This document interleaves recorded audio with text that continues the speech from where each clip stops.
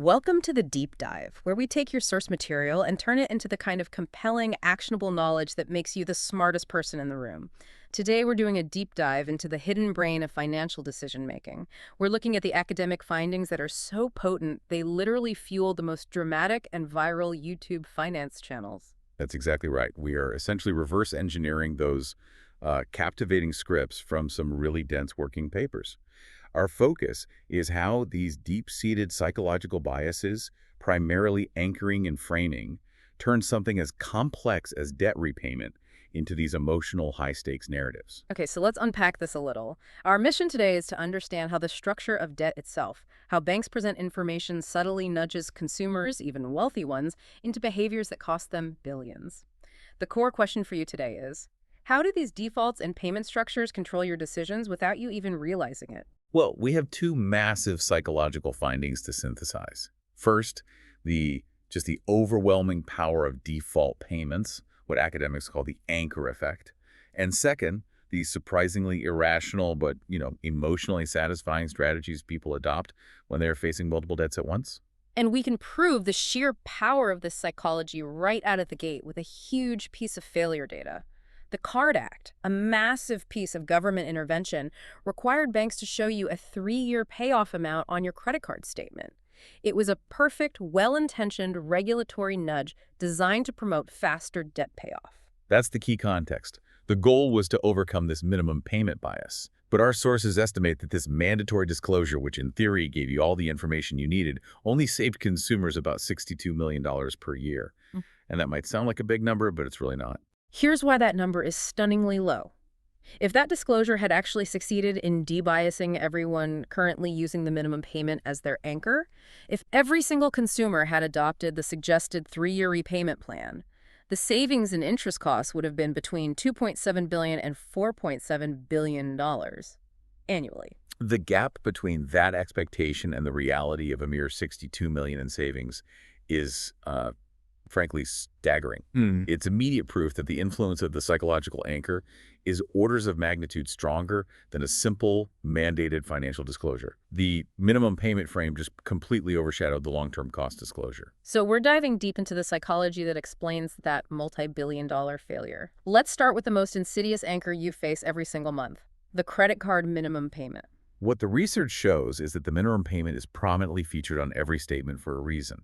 It acts as a powerful psychological suggestion or an anchor that defines what the appropriate or, expected amount to pay is. And this fact is so compelling, it immediately inspires this kind of high-drama content. You could just imagine the pitch. A financial personality starts a high-stakes challenge, a sort of financial endurance test. You could call it something like the minimum payment challenge. The concept would be, I started a mission to build a $240,000 dividend portfolio by only paying the minimum due on my $20,000 credit card debt. This is day one. Can I stay ahead of the anchor? That narrative structure works because the underlying academic finding is so clear. The researchers were able to study what happens when banks slightly change the minimum payment formula. Maybe increasing the floor amount from $20 to $40 or just adjusting the percentage required. You called that an exogenous shock earlier. Can you break that jargon down? Absolutely. Exogenous shock is just a research term for a clean outside event. It's something the banks did, not the consumers. And since the change was implemented by the lender, researchers could cleanly measure the direct reaction. And the reaction was profound. The data shows that between 22 and 38% of accounts immediately adjusted their payment to the new minimum. Wait, that downward adjustment is highly counterintuitive. If people could afford the old minimum, why are they actively choosing to pay less now, costing themselves more in interest just because the bank lowered the number? That is the textbook definition of anchoring in action. They view the minimum as the default setting, the suggested amount. So when that suggestion changes, they follow the change, even if it is completely against their economic self-interest. And what's crucial here is that this isn't just a low-income issue. The source material goes to great lengths to separate this anchoring behavior from, say, severe liquidity constraints. Exactly.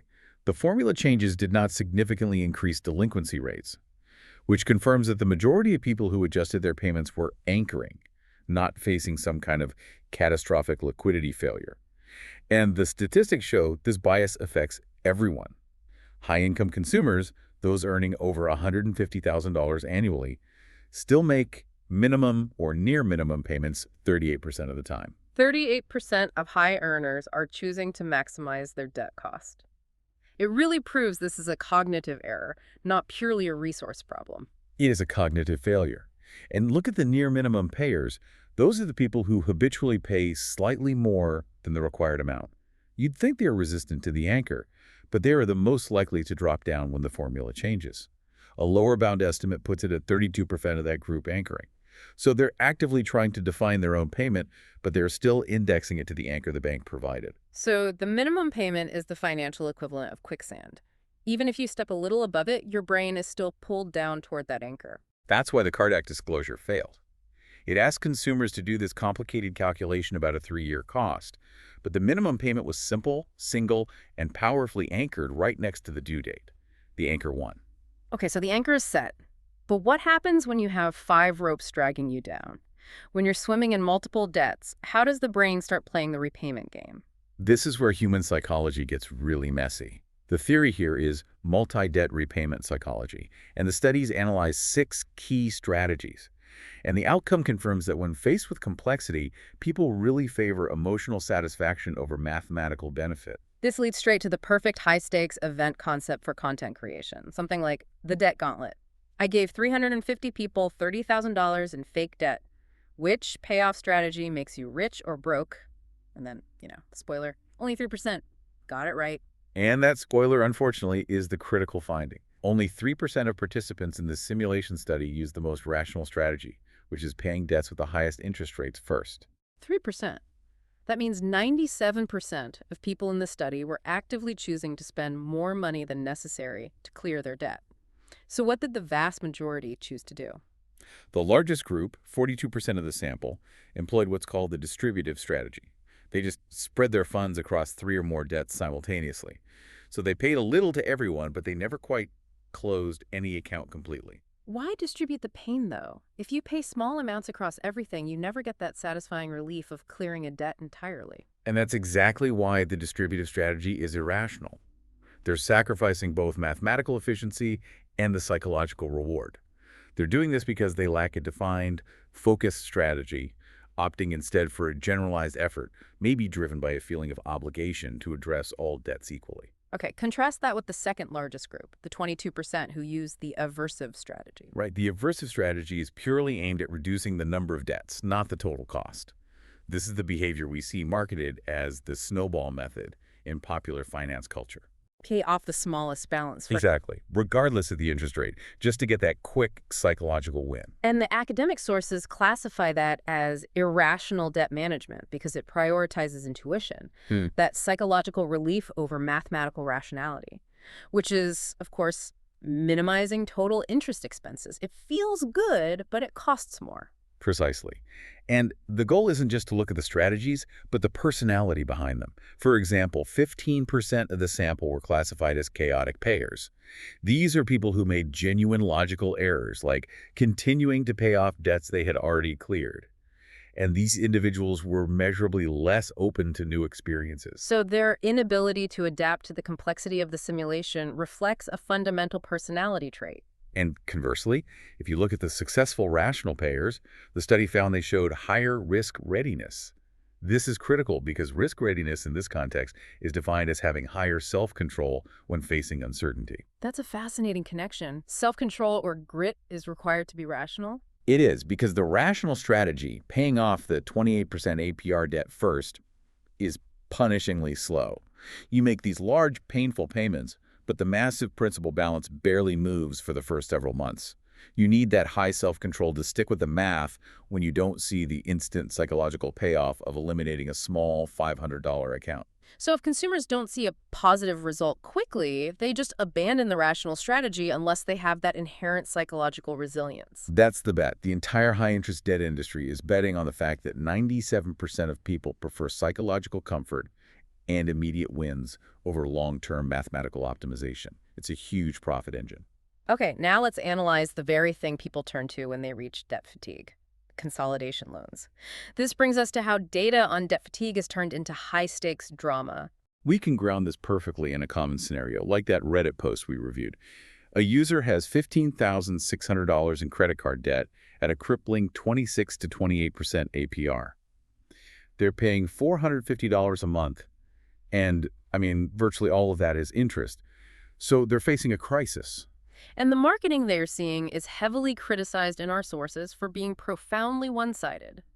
It emphasizes the short-term benefit, a lower monthly payment, while systematically downplaying the considerable downside. And that downside is a significantly longer repayment period, which, despite the lower rate, often leads to higher total interest paid over the life of the loan.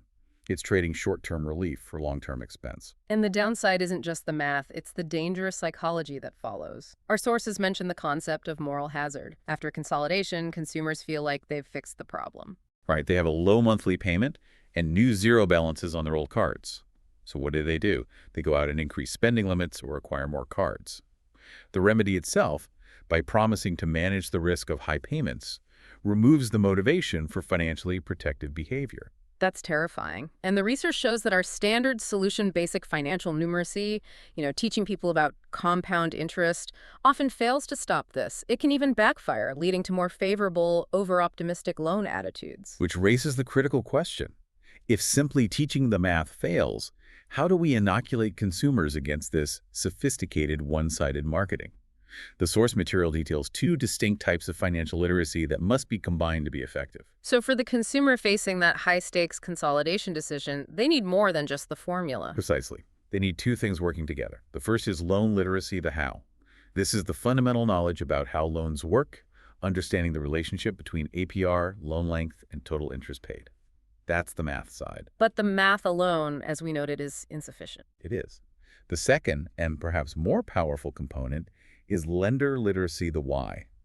This involves understanding that lenders are marketers acting in their own best financial interest, not the consumers. It corrects the sort of erroneous belief that lenders are obligated to offer the best possible rate.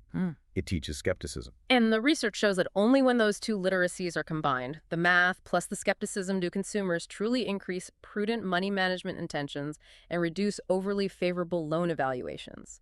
It's the necessary 1-2 punch. Right. If you teach someone loan literacy without lender literacy, you just gave them a calculator without warning them about the motivation of the person selling them the math problem. You have to understand both the product and the seller. So what have we learned from reverse engineering these deep academic findings into viral finance content concepts? We've learned that the entire financial experience is a constant battle between mathematics and psychology.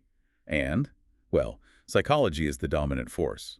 Anchors, like the credit card minimum payment, are incredibly powerful, influencing even high-income earners and rendering well-intentioned regulatory nudges basically ineffective.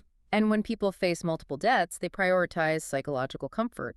Almost everyone, 97% in that study, resorts to feeling good, using the aversive strategy to knock out small accounts, even when the cost is higher interest over the long run. And we've seen that mitigating these biases against sophisticated marketing requires a layered approach. It takes not just understanding the terms of a loan, the loan literacy, but fundamentally understanding the motivation of the people selling that loan, the lender literacy. So what's one final provocative thought for you to mull over? If that aversive strategy of paying off small debts first is so powerfully psychologically rewarding and people struggle with self-control over the long term, could a debt management product be designed that capitalizes on that human craving for a win? Think about it. A system that allows you to designate a small debt and gives you the psychological feedback of clearing it while secretly redirecting the actual payment money to the high-interest debt behind the scenes. Could we create a rational snowball that tricks the human brain into financial success? It would satisfy the emotional need for small wins while adhering to the mathematical rationality of paying the highest interest rate first. It's a compelling design challenge to consider the next time you look at that minimum payment anchor.